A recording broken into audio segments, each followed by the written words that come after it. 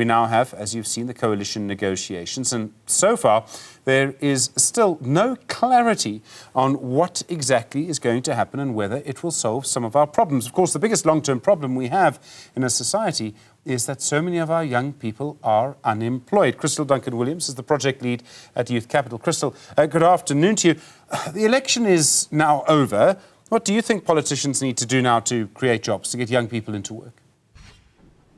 Thanks, Stephen. I think that Youth Capital's approach of having a strategic plan, a cohesive agenda has never been more important than in the context of coalition government, where, various parties are going to be vying for their own sort of missions within, the broader national government. And so a real clear plan with very practical steps is going to be key. And Youth Capital has been, for the last 3 months, talking to partners, engaging with civil societies in communities, and really we think that the 3 things we need to focus on is, 1, ensuring a decent first work experience for all young people through well-run and well-monitored and evaluated public employment programs, that we need to ensure that young people are equipped with 21st century workplace skills, and we really need those skilling pathways to be led and shaped by industry and not by government, who at times can seem quite disconnected from what the needs of the labour market are. And we also need have entry points into the labour market for young people through small and medium and micro businesses, whether that's formal or informal. And we need to create a much more supportive environment for the informal sector than we currently have. And so, in broad terms, we think focusing on these 3 things, which are not massive unicorn wishes that we are putting forward, but what we think are quite practical things, and the machinery for these things are in place. It's just about making that machinery more efficient and more cohesive across different government departments. I mean, anything to do with economics can be intensely ideological, Kristal. I don't need to tell you that. And I worry that if we have people in a coalition, they're going to spend their time fighting each other and not able to agree on any kind of program. And let's be clear, to deal with this problem requires a very, very long, sustained, intense effort, probably over 2 or 3 generations. I don't know if our politicians have the patience for that.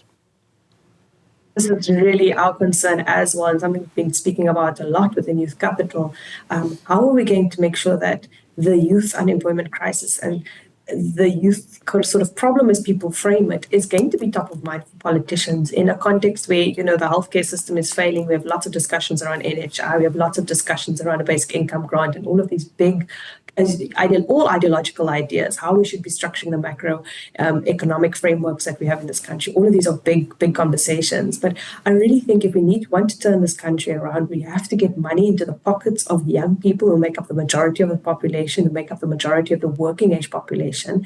And then we can stimulate economies. And once the economy is growing, all these other things, I think, are much easier to fall into place. And we're really hoping that politicians see it that way. But also at Youth Capital, we've launched the Teta and Gay Unemployment campaign, which is really about fostering conversations amongst all South Africans on what it means to be young, whether you are young or not.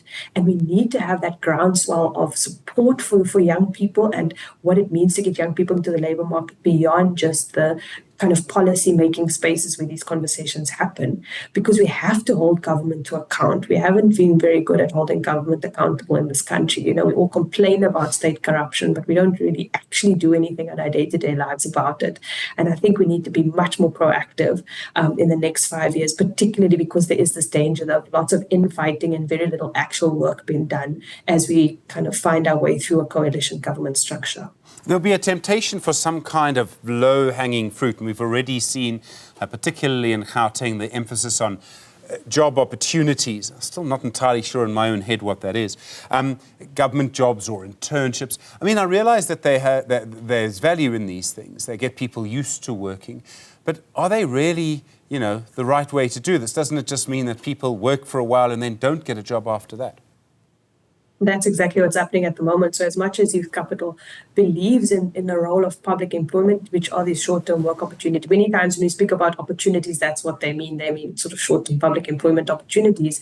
There's a role for those things to play. But like so much of the youth unemployment conversation, the crisis is far more complex than that. And there is no one step that we need to take. While on the one hand, we're getting young people ready for a labour market, ready with the skills that the labour market needs. On the other side, we need a labour market market that is growing at a pace to create income generating opportunities for those young people, whether that be in formal jobs or whether that be in setting young people up to sort of for the gig economy, which is a global phenomenon. It is what's happening now internationally. The nature of work is changing. And what are we as South Africa doing on both the supply and demand side to be ready for those changes? The young people further behind, further marginalized, further disconnected from being able to earn an income and create a life for themselves. Kristal, there's maybe something that's not working in our society. I mean, I realize there are many things that aren't working. But you would think that if the biggest problem that we have is the number of young people who simply have not had the chance to work, and many of them, most of them are over the age of 18, that political parties would have to respond to that. But that's not what's happening. Instead, it seems that young people, we don't yet know the figures, but young people are not voting in large numbers. And so what that means is that democratic mechanism isn't working. And until it does, political parties are going to do things that are great for older people who vote, but not for the younger people who really need the jobs. And again, there's research that came out towards the beginning of this year, end of last year, where, it says, again, globally, young people should not believe in the democratic process. And I don't know if that's kind of a side outcome of social media, where young people feel they can have much more of a platform and a space to speak their mind and speak their truth on social media than they can through making their mark on a ballot paper. And that is a phenomenon that we're seeing, but I don't think it's something that we as South Africa are addressing. As you say, political parties are more encouraged to engage with the older population because that's who's voting. But what have they really done to engage with young people?